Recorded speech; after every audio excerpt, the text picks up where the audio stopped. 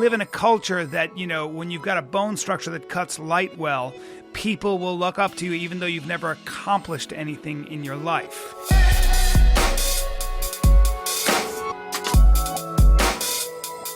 People really just want to be told what to do.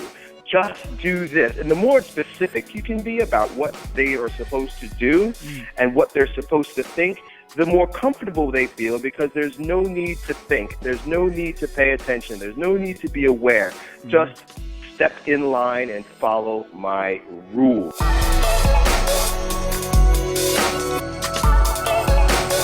A lot of young men listen to this podcast, and I always tell them how important it is to read, to immerse yourself in the best that's been thought and said. That's so important, man, because whatever you think you've thought, somebody else has thought about it as well, and on a deeper level. I mean, that's how we got here. As a race of human beings, we passed on wisdom, we passed on stories, we passed on the accumulation of experience from generation to generation.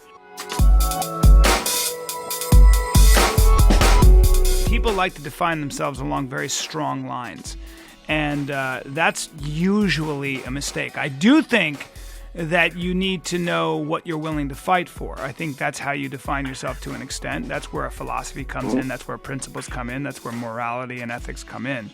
Ideas are abstract. Beliefs are abstract. They're just ideas. They're just words. They're just symbols. But we worship them, not realizing that it's our experience that is teaching us.